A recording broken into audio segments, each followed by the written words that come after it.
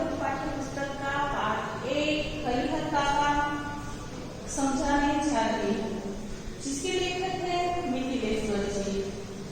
इस पाठ में हमने आगे के लेक्चर में देखा कि हरिहर काका और मोहन जी दोनों के बीच में बातचीत हो रही है और इस बातचीत में मोहन जी जो है वह हरिहर काका के हिस्से में जो 15 बीघे खेत थे वो ठाकुरबाड़ी के नाम लिख देने के लिए कह रहे थे। तब हरिहर काका उनसे बिना कुछ जवाब दिए चुपचाप शांति से सुनते हैं और मन ही मन सोचने लगते हैं कि यदि मैं अपने हिस्से के खेत ठाकुरबाड़ी को लिख देता हूँ तो एक तरह से एक परिवार वालों के साथ धोखा ही है, विश्वासघात ही है, ऐसा सोचते हैं। अब आगे देखते हैं। अपनी बात समाप्त कर मोहन जी प्रतिक्रिया जानने के लिए हरिहर की ओर देखने लगे। उन्होंने मुंह से तो कुछ नहीं कहा, लेकिन उनके चेहरे के परिवर्तित भाव मोहन जी की अनुभवी आंखों से छिप न रह सके। अपनी सफलता पर मोहन जी को बहुत खुशी हुई। उन्होंने सही जगह वार किया है। इसके बाद उसी वक्त ठाकुरबाड़ी के 2 सेवकों को बुलाकर आदेश दिया कि एक साफ सुथरे कमरे में पलंग पर बिस्तरा लगाकर उनके आराम का इंतजाम करें। फिर तो मोहन जी के कहने में जितना समय लगा था उससे कम समय में ही सेवकों ने हरिहर काका के मन में हरिहर काका के मना करने के बावजूद उन्हें एक सुंदर कमरे में पलंग पर जा लिटाया और मोहन जी उन्होंने पुजारी जी को यह समझा दिया कि हरिहर के लिए विशेष रूप से भोजन की व्यवस्था करें। हरिहर काका को मोहन जी भी एक विशेष उद्देश्य से ले गए थे, इसलिए ठाकुरबाड़ी में चहल पहल शुरू हो गई।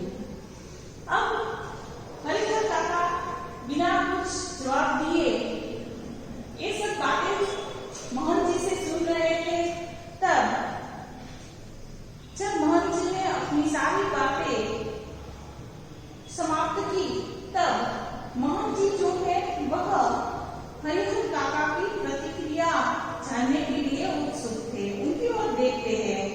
उन्होंने मुंह से तो कुछ नहीं कहा, लेकिन उनके चेहरे के हाव भाव से मोहन जी की जो अनुभवी आंखें थे उनसे हरिहर काका की इच्छा छिप न सकी।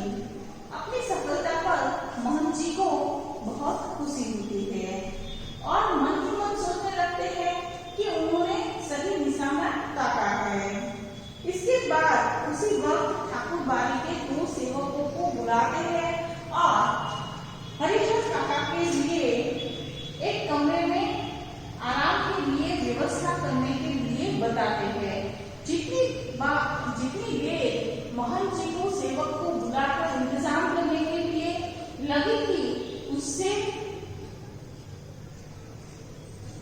थोड़े ही समय में सेवकों ने इंतजाम कर दिया और मोहन जी ने ठाकुरबाड़ी के पुजारी से भी कह दिया था कि हरिहर काका के लिए विशेष रूप से भोजन का प्रबंध करें। हरिहर काका जी अब जो उद्देश्य से मोहन जी जो है वो हरिहर काका को जिस उद्देश्य से वहां ले गए थे, इसलिए ठाकुरबाड़ी में चहल पहल शुरू हो जाती है।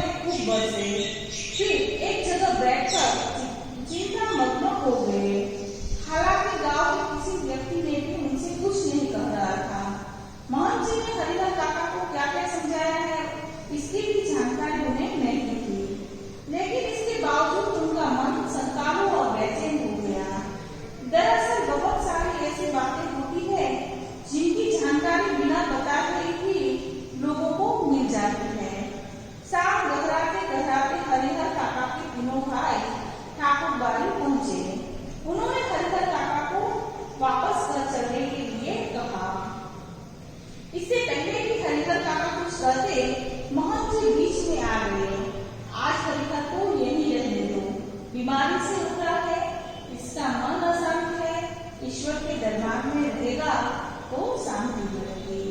अब जब हरिहर के भाई जो है वह शाम को अपने खलिहान से वापस लौटते हैं तब उन्हें सारी घटनाओं के बारे में पता चलता है और अपनी पत्नियों पे वे खूब बरसे, यानी कि अपनी पत्नियों को खूब डांट फटकार लगाई। फिर एक जगह बैठकर चिंता मग्न हो जाते थे। हालांकि गांव के किसी भी व्यक्ति ने उन्हें कुछ भी नहीं बताया है, फिर भी बहुत सारी ऐसी बातें होती है जो मन ही मन सोचने के लिए व्यक्ति जो है वो मजबूर हो जाता है और बहुत सारी ऐसी परिस्थितियां के बारे में भी मन सोच लेता है। उनके साथ होते ही हरिहर काका के भाई जो है वो ठाकुरबाड़ी पहुंच जाते हैं। उन्होंने हरिहर काका को वापस बुलाने के लिए, वापस घर चलने के लिए बहुत कहा। इससे पहले हरिहर काका से वे लोग कुछ कहते तब मोहन जी आ जाते हैं और उनसे कहते हैं कि अभी अभी हरिहर जो है वो बीमारी से उठा है, एक दिन यहाँ पे रहेगा तो उनके मन को शांति मिलेगी। लेकिन उनके भाई उन्हें घर ले चलने के लिए जिद करने लगे। इस पर ठाकुरबाड़ी के साधु संत उन्हें समझाने लगे। वहां उपस्थित गांव के लोगों ने भी कहा कि एक रात ठाकुरबाड़ी में रह जाएंगे तो क्या हो जाएगा। अंततः भाइयों को निराश हो वहां से लौटना पड़ा। रात में हरिहर काका को भोग लगाने के लिए जो मिष्ठान और व्यंजन मिले वैसे उन्होंने कभी नहीं खाए थे। खाने में अच्छा खाना जो व्यंजन कहलाता है, तो खाने में क्या था, तो घी के पकते हुए मालपुए, रसगुल्ला, लड्डू, चने की तरकारी, दही और खीर। पुजारी जी ने स्वयं अपने हाथों से खाना परोसा था। पास में बैठे मोहन जी धर्म चर्चा से मन में शांति पहुंचा रहे थे। एक ही रात में ठाकुरबाड़ी में जो सुख, शांति और संतोष पाया वह अपने अब तक के जीवन में उन्होंने नहीं पाया था। अब जो हरिहर काका के भाई जो है वह हरिहर काका को ठाकुरबाड़ी से अपने घर वापस बुलाने जाते हैं। तब ठाकुरबाड़ी के जो साधु संत है वह कहते हैं कि यदि एक रात यहाँ पे रुक जाए तो उसमें कोई गंभीर बात नहीं है। अंततः उनके भाइयों को वापस वहां से ऐसे ही खाली हाथ लौटना पड़ता है। रात में हरिहर काका को खाने में अच्छे व्यंजन मिलते हैं। कौन सा व्यंजन मिलता है, तो मालपुए, घी से टपकते हुए मालपुए, रसगुल्ला, लड्डू, चने की तरकारी और खीर मिलती है। पुजारी जी ने स्वयं अपने हाथों से परोसा है और मोहन जी पास में बैठे बैठे धर्म की चर्चा करते हैं। तब हरिहर के मन को बहुत शांति मिलती है। रात में ठाकुरबाड़ी में जो सुख, शांति और संतोष पाया वह हरिहर काका ने अपने अब तक के जीवन में नहीं पाया था। इधर तीनों भाई रात भर सो नहीं सके। भावी आशंका उनके मन को मथती रही। 15 बीघे खेत, इस गांव की उपजाऊ जमीन, 2 लाख से अधिक की संपत्ति अगर हाथ से निकल गई तो फिर वह कहीं की न रहेगी। अब ये जो भाइयों है वो इस वक्त पूरी रात सो नहीं सके। उनके मन में भावी आशंकाओं होती रहती। उनका मन इन भावी आशंकाओं से घेर गया। वो क्या मन में सोचते हैं कि यदि 15 बीघे की खेत जो है वो अपने हाथों से निकल गए तो 2 लाख से भी ज्यादा की संपत्ति है और अपने गांव की उपजाऊ जमीन है। सुबह तड़के ही तीनों भाई पुनः ठाकुरबाड़ी पहुंचे। हरिहर काका के पांव पकड़ रोने लगे, अपनी पत्नियों की गलती के लिए माफी मांगी तथा उन्हें दंड देने की बात कही। साथ ही उनके रिश्ते की माया फैलाई। हरिहर काका का दिल पसीज गया, वह पुनः वापस घर लौट आए। लेकिन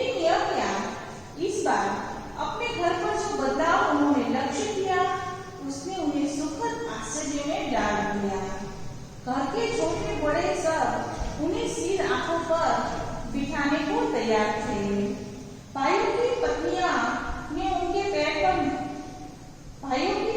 ने उनके पैर पर माथा रख गलती के लिए क्षमा याचना की। फिर उनकी आवभगत और जो खातिर शुरू हुई वैसी खातिर किसी के यहाँ मेहमान आने पर भी नहीं होती होगी। उनकी रुचि और इच्छा के मुताबिक दोनों झुंड खाना नाश्ता तैयार। 5 महिलाएं उनकी सेवा में मुस्तैद। 3 भाइयों की पत्नियां और 2 उनकी बहुएं। हरिहर काका आराम से दालान में पड़े रहते। जिस किसी चीज की इच्छा होती आवाज लगाते ही हाजिर। वे समझ गए थे कि यह सब मोहन जी के चलते ही हो रहा है। इसलिए मोहन जी के प्रति उनके मन में आदर और श्रद्धा के भाव निरंतर बढ़ते ही जा रहे थे। अब सुबह होते ही ये तीनों भाई जो है वह ठाकुर बाड़ी में पहुंच जाते हैं। हरिहर काका के पांव पकड़ के रोने लगते हैं, अपनी पत्नियों की गलतियों के लिए माफी मांगते हैं और उन्हें दंड देने की बात भी करते हैं। साथ ही इन तीनों भाइयों ने अपने खून के रिश्तों की माया जो है वो फैलाते हैं। अब ये सब सुनकर हरिहर काका का दिल जो है वो पसीज गया। दिल पसीज जाना मुहावरा है। वह पुनः वापस अपने घर को लौट आते हैं। सुबह लेकिन घर आके वो क्या देखते हैं? घर आके उन्होंने जो बदलाव देखा है वह देख के उन्हें आश्चर्य हो जाता है। घर के छोटे बड़े सब उन्हें सिर आंखों पे बिठाते हैं। भाइयों की पत्नियां जो है वो उनके पैर पर अपना माथा टेकते हैं और उनसे क्षमा याचना करती है। फिर उनकी आवभगत की खातिरदारी करते हैं। जैसा कोई मेहमान किसी के घर जाता है तब भी इतनी आवभगत नहीं होती, इतनी आवभगत वहां होती है। उनकी रुचि और इच्छा के मुताबिक ही दोनों वक्त का खाना और नाश्ता तैयार रहता है।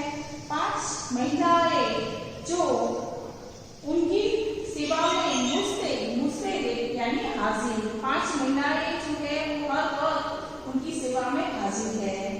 3 भाइयों की पत्नियां और 2 बहुएं। ये पांचों जो है वो हरिहर काका की सेवा में तैयार है, हाजिर है। हरिहर काका आराम से दालान में पड़े रहते हैं और जिस किसी चीज की आवश्यकता है तो आवाज लगाते ही वह चीज हाजिर हो जाती है। वे समझ गए कि ये सब कलाधरा जो है मोहन जी का ही है। इसलिए मोहन जी के प्रति उनके मन में और उनकी आदर भाव श्रद्धा भाव निरंतर बढ़ता ही जा रहा है। बहुत बार ऐसा होता है कि बिना किसी की कुछ बताए गांव के लोग असली तथ्य से स्वयं वाकिफ हो जाते हैं। हरिहर काका की इस घटना के साथ ऐसा ही हुआ। दरअसल लोगों की जुबान से घटनाओं की जुबान ज्यादा कहनी और असरदार होती है। घटनाएं स्वयं ही बहुत कुछ कर देती है, लोगों को कहने की जरूरत नहीं रहती। न तो गांव के लोगों से मोहन जी ने कुछ कहा था और न तो गांव की बैठक और न तो हरिहर काका के भाइयों ने कुछ कहा था। इसके बावजूद गांव के लोग सच्चाई से अवगत हो गए थे। फिर तो गांव की बैठकों में बातों का जो सिलसिला चल निकला उसका कोई अंत नहीं। हर जगह उन्हीं का प्रसंग शुरू। कुछ लोग कहते हैं कि हरिहर को अपनी जमीन ठाकुर जी के नाम लिख देनी चाहिए। इससे उत्तम और कुछ नहीं। इससे कीर्ति भी अजर बनी रहती है। इसके विपरीत कुछ लोगों की मान्यता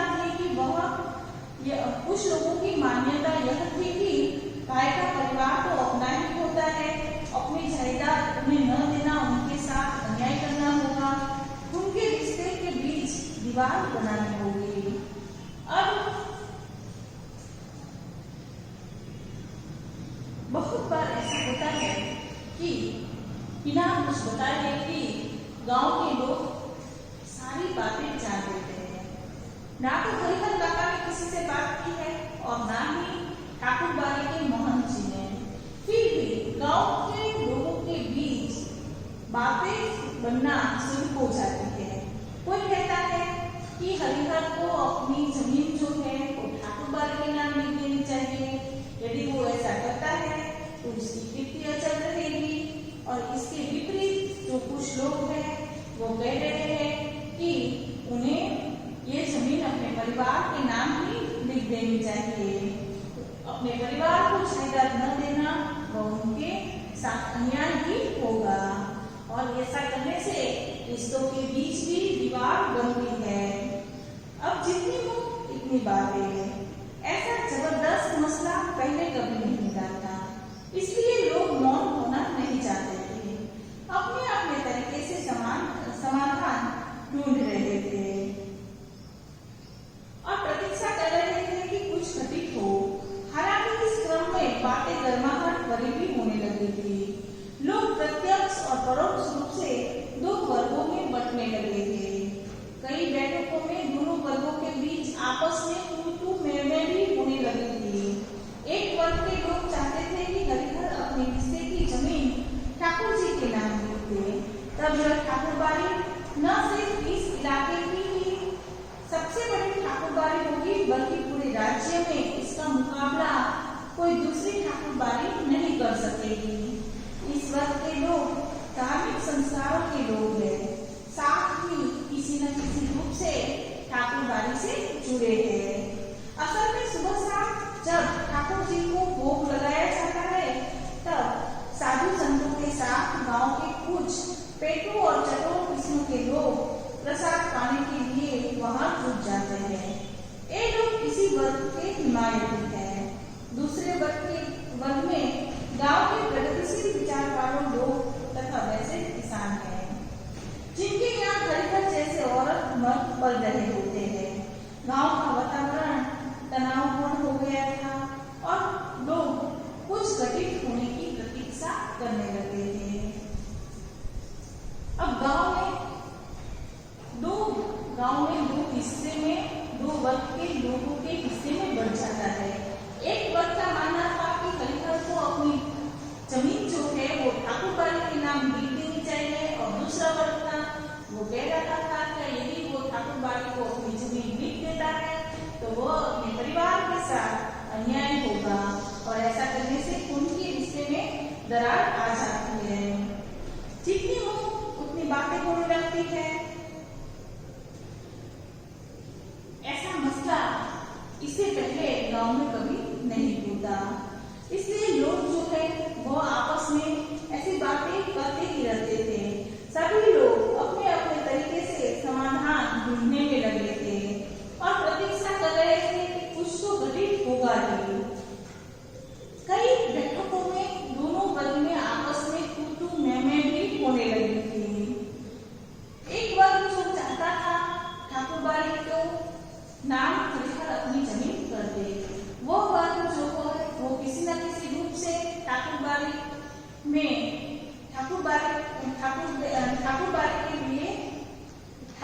के लिए ही अपना सब काम छोड़ के वहां पे ही लगा लेता। वो ऐसा वर्ग था जो पेटू और चटोर किस्म का था। ऐसे लोग जो है वह अपनी स्वार्थी बुद्धि के लिए, अपने स्वार्थ लोलुपता के लिए वह ऐसी बातें करते थे और दूसरे वर्ग के जो लोग हैं वह गांव के प्रगतिशील विचार वाले लोग और किसान थे, जो हरिहर जैसे उनके यहाँ औरतें और मर्द पल रहे थे। गांव का वातावरण तनावपूर्ण हो जाता है और कुछ लोग जो है वो कोई भी घटना ऐसी घटेगी यह प्रतीक्षा भी करने लगे थे। इधर भावी आशंकाओं को मद्देनजर रखते हुए हरिहर काका के भाई उनसे यह निवेदन करने लगे थे कि अपनी जमीन में उन्हें लिख दें। उनके सिवाय उनका अपना और है ही कौन। इस विषय पर हरिहर काका ने एकांत में मुझसे काफी देर तक बात की। अंततः हम इस निष्कर्ष पर पहुंचे कि जीती जी अपनी जायदाद का स्वामी किसी और को बनाना ठीक नहीं होगा, चाहे वो अपना भाई या मंदिर का महंत भी क्यों न हो। हमें अपने गांव और इलाके के वे कुछ लोग याद आए जिन्होंने अपनी जिंदगी में ही अपनी जायदाद अपने उत्तराधिकारी को या अन्य किसी को लिख दी थी, लेकिन इसके बाद उनका जीवन जो है वो कुत्ते जैसा बन गया था। कुत्ते का जीवन हो गया था, कोई उन्हें पूछने वाला नहीं रहा।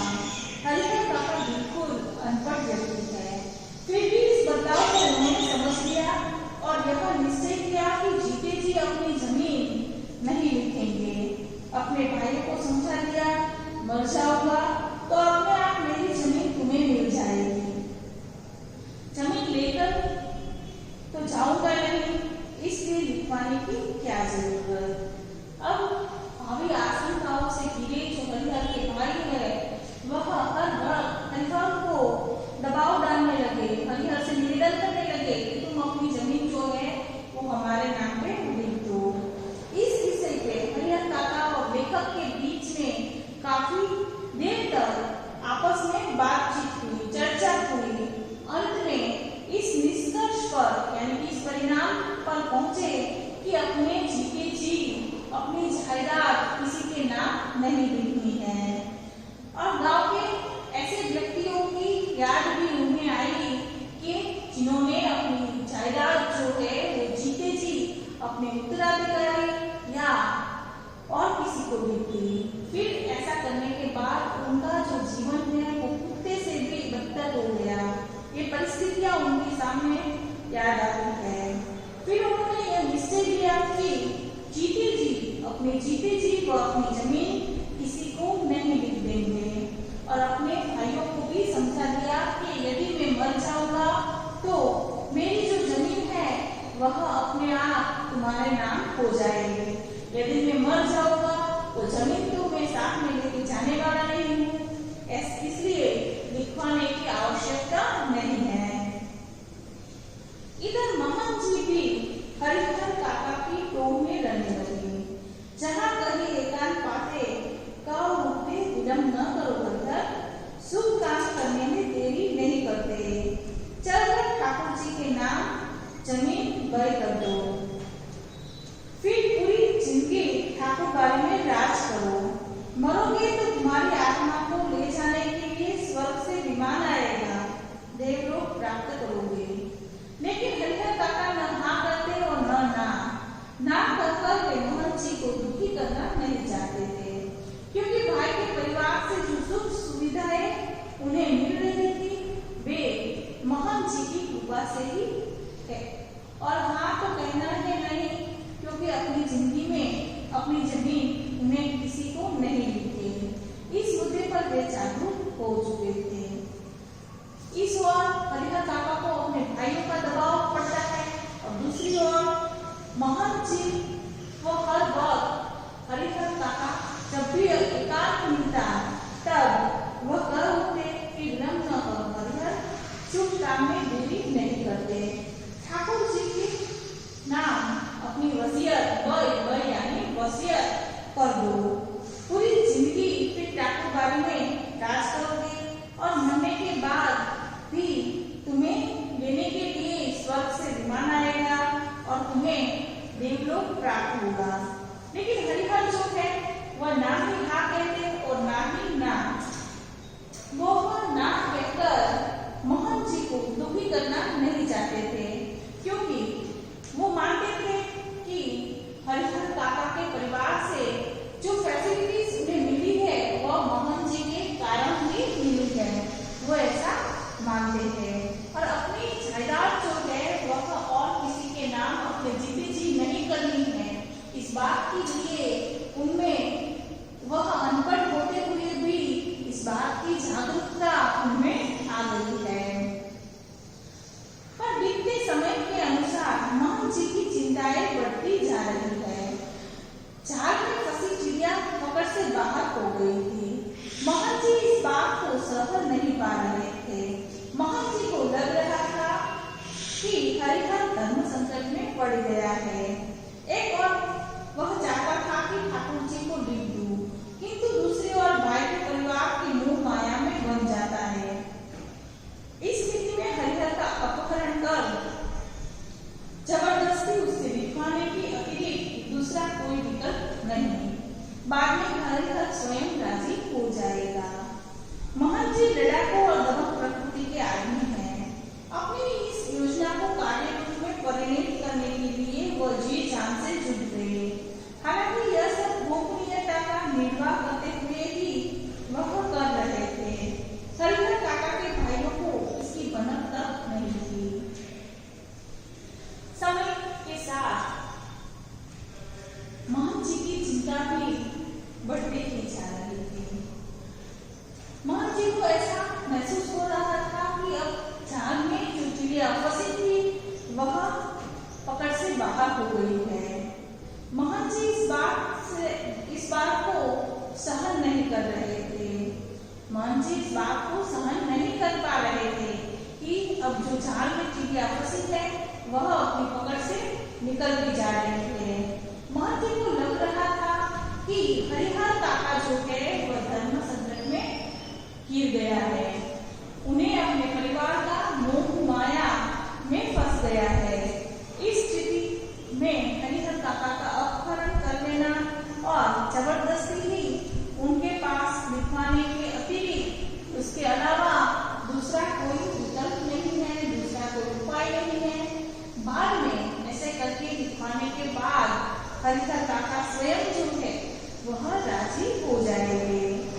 महंत जी की स्वभाव प्रकृति जो है वो दबंग और लड़ाकू है। अपनी इस योजना को कार्यरूप करने के लिए वह जी जान से जुट गए। हालांकि यह सब गोपनीय मतलब किसी को बिना कहे ऐसे काम करते हैं कि हरिहर काका के भाइयों को भी इस बात की भनक न मिली, जानकारी नहीं होने दी। बात अभी हाल की है। आधी रात के आसपास ठाकुर बाड़ी के साधु संत जो है और उनके बॉक्सर भाला गंडासा और बंदूक से लैस एकाएक हरिहर काका के दालान पर आ पहुंचे। हरिहर काका के भाई इस अप्रत्याशित हमले के लिए तैयार नहीं थे। इससे पहले कि वे जवाबी कार्रवाई करें और गुहार लगाकर अपने लोगों को जुटाए, तब तक आक्रमणकारी उनको पीठ पर लादकर चंपत हो गए। गांव के किसी ने ऐसी घटना नहीं देखी थी और ना ही सुनी थी। सारा गांव जाग गया। शुभचिंतक तो उनके यहाँ जुटने लगे, लेकिन अन्य लोग अपने दालान और मकान की छतों पर जमा होकर आहट लेने और बातचीत करने लगे। हरिहर काका के भाई लोगों के साथ उन्हें ढूंढ निकले। उन्हें लगा कि यह महंत का काम है। वे मई दल बल ठाकुर बाड़ी जा पहुंचे। वहां खामोशी और शांति नजर आई। रोज की भांति ठाकुर बाड़ी का मुख्य फाटक बंद था। वातावरण में रात का सन्नाटा और सुनापन व्याप्त मिला। उन्हें लगा यह काम महंत का नहीं, बाहर के डाकुओं का है। वे तो खजाने की मोटी रकम लेकर ही हरिहर काका को मुक्त करेंगे। बात थोड़े दिनों पहले की है। आधी रात के आसपास ठाकुर बाड़ी के साधु संत और बक्सर भाला गंडासा और बंदूक को लेकर एकाएक हरिहर काका के दालान पर पहुंच जाते हैं और हरिहर काका को वहां से उठा लेते हैं। उनके भाई जो है वह अप्रत्याशित यानी कि आकस्मिक हमले के लिए तैयार नहीं थे।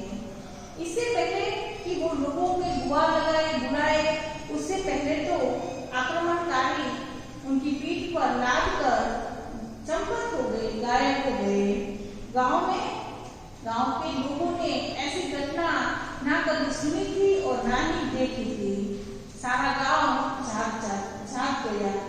शुभचिंतक जो है वो उनके घर जुटने लगे, लेकिन अन्य लोग जो है वो अपने दालान में अपने मकान की छतों पर एकत्रित होकर बातें करने लगे। हरिहर काका के भाई लोग उन्हें ढूंढने निकले।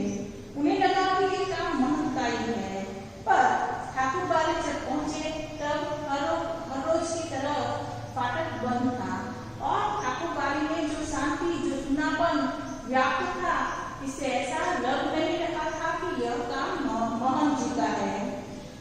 इसलिए वे समझ गए कि ये काम कोई डाकुओं का है और डाकुओं तो वे तो खजाने की यानी कि वापस लाने के लिए बड़ी मोटी रकम उनसे वसूलेंगे, तब भी हरिहर काका को मुक्त करेंगे। खोज में निकले लोग किसी दूसरी दिशा की ओर प्रस्थान करते ही इसी समय ठाकुर बाड़ी के अंदर से बातचीत करने की सम्मिलित किंतु धीमी आवाज सुनाई पड़ी। सबके कान खड़े हो गए। उन्हें यकीन हो गया कि हरिहर काका इसी में है। अब क्या सोचना,